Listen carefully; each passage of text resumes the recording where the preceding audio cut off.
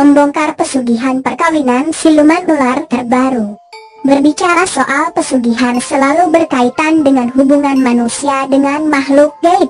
Namun selalu ada pengorbanan dari pihak manusia, salah satunya harus melayani hasrat birahi sang siluman. Misteri nyata tengah malam akan berbagi kisah ritual pesugihan tentang hubungan badan dengan siluman.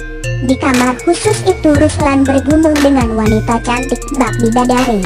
Tapi sesungguhnya wanita itu adalah seekor ular yang mengerikan. Kemiskinan bisa membuat orang putus asa. Begitu dengan Ruslan Effendi. Selama ini ia dikenal rajin menjalankan salat 5 waktu dan berzikir, memohon reja kepada Allah SWT, tapi rezeki yang diharapkannya tak kunjung tiba. Ia tetap hidup dalam kemiskinan, yang dikerjakan tidak membuahkan hasil yang maksimal. Ia menjadi putus asa. Celakanya, ia mulai tidak percaya pada Tuhan. Ruslan mulai meninggalkan salat dan zikir. Desakan keluarga yang membutuhkan biaya hidup semakin menjadi-jadi.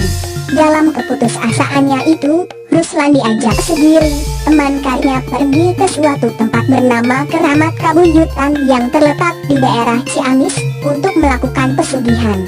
Mengetahui hal itu, Neneng, istrinya, tidak setuju dengan keputusan suaminya untuk mengambil pesugihan. Neneng khawatir harus menyerahkan tumbal dan harus rela mengorbankan orang yang dikasihinya. Tapi Ruslan tetap ngotot dan tidak peduli dengan semua itu. Ia tetap nekat berangkat, mengikuti ajakan teman karibnya. Setibanya di sana mereka langsung menemui Kuncen. Sang juru kunci lalu mengajukan berbagai persyaratan untuk melakukan pesugihan di tempat itu. Ada 3 pilihan, salah satunya disebut keramat perkawinan. Akhirnya dengan penuh keyakinan Ruslan memilih pesugihan keramat perkawinan karena dianggapnya itu yang paling enteng. Untuk melakukan pesugihan keramat perkawinan, Ruslan diharuskan membawa berbagai perlengkapan khusus bagi wanita. Ia merasa heran, tapi Sugiri langsung mengatakan, "Sudahlah, nggak usah banyak tanya. Sekarang lebih baik kita pulang. Persiapkan apa saja yang diminta oleh Pak Kuncen. Setelah semuanya siap, baru kita kemari lagi." Sugiri memang tidak banyak bertanya soal persyaratan itu dan secepatnya mengajak temannya itu pulang. Bulan depannya Ruslan datang lagi dengan membawa berbagai persyaratan yang diminta sang juru kunci, yaitu perlengkapan khusus bagi wanita. Lelaki bertubuh sedang itu masuk ke dalam gua untuk bersemedi. Biasanya dalam waktu 3 hari 3 malam, wangsit akan segera datang. Tapi sudah lebih 3 hari, lelaki 2 orang anak ini belum juga mendapatkan wangsit. Ruslan terus melakukan semedinya dengan konsentrasi penuh. Dan pada hari ke-7, Ruslan dikejutkan dengan kedatangan Ratu Jin berwajah cantik dan bertubuh indah mempesona. Ratu Jin bermahkota hijau keemasan itu ingin membuat perjanjian dengan Ruslan. "Aku akan datang ke rumahmu pada hari-hari tertentu yang aku senangi.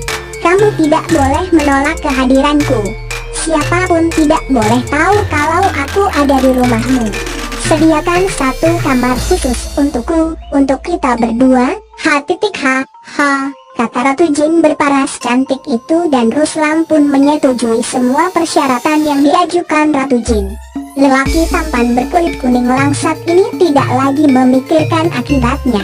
Apalagi Ratu Jin berambut ikal panjang itu menjanjikan akan memberikan berbagai macam kekayaan dan kesenangan duniawi yang ia butuhkan selama ini. Malam itu, Jumat Kliwon, gerimis turun perlahan membelah rimba kegelapan. Malam keramat itu Ratu Jin yang cantik jelita akan mendatangi Ruslan.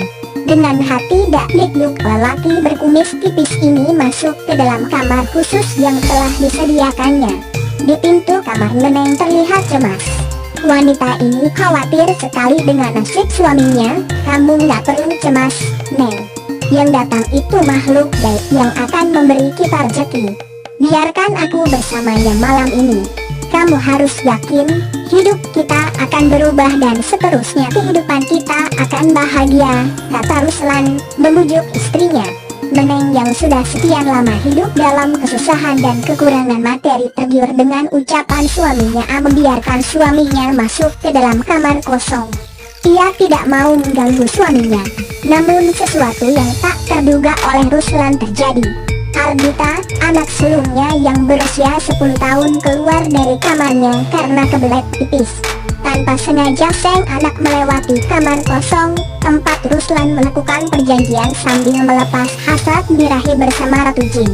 Ardita pun mendengar dengus nafas ayahnya yang terdengar memburu dan menggebu-gebu dari dalam kamar karena khawatir terjadi sesuatu pada ayahnya. Ardita mengintip melalui lubang kunci. Betapa terkejutnya si bocah saat mata beningnya melihat pemandangan tak lazim di dalam kamar. Sang ayah sedang bergumul dengan seekor ular piton sebesar guling. Anak kecil itu kaget sekali dan langsung berteriak histeris. "Tolong! Ada ular besar di kamar Bapak!" Sang ibu yang baru saja terlelap, tersentak bangun dan cepat-cepat keluar kamar. Dia memeluk Andita yang berkata dengan suara gagu sambil menunjuk-nunjuk kamar kosong. "Neneng terkesiap." Ketika itu beberapa tetangga yang juga mendengar teriakan Ardita langsung mendatangi rumah mereka. "Ada apa, Ardi? Kenapa kamu teriak-teriak?" tanya seorang warga. "Di kamar Bapak ada ular besar." "Saya takut Bapak ditelan ular itu," teriak Ardita dengan wajah pucat ketakutan. Beberapa lelaki yang mendatangi rumah Ruslan langsung mendobrak pintu kamar kosong tersebut. Sementara ular besar penjelmaan Ratu Jin itu dengan cepat menghilang saat mendengar suara ribut-ribut di luar kamar. Kini tinggal Ruslan sendirian yang masih mendesah dengan tubuh bersimbah peluh. Dengan cekatan lelaki ini segera mengenakan kaos oblong dan kain sarung. Warga yang datang menjadi heran karena tidak ada ular di kamar itu. Tapi Andita bersikeras kalau dia melihat ular besar di kamar bapaknya. Akhirnya Ruslan sadar kalau perbuatannya telah dipergoki sang anak, dan ia tidak bisa berbuat apa-apa. Padahal Ruslan yakin kalau ia sedang bergumul dengan seorang wanita cantik, bukannya ular piton seperti yang dilihat Andita. Dari kabar yang beredar, warga pun akhirnya mengetahui kalau Ruslan telah bersekutu dengan setan. Ruslan sendiri masih berharap Ratu Jin Kabuyutan itu mau datang lagi. Tetapi Ratu Jin itu tidak pernah mendatanginya lagi. Lelaki tampan ini lagi-lagi tertimpa kesialan sampai sekarang hidupnya tetap miskin. Miskin harta, juga miskin iman. Mirisnya lagi, kini di desanya ia dikenal sebagai Ruslan Uyar.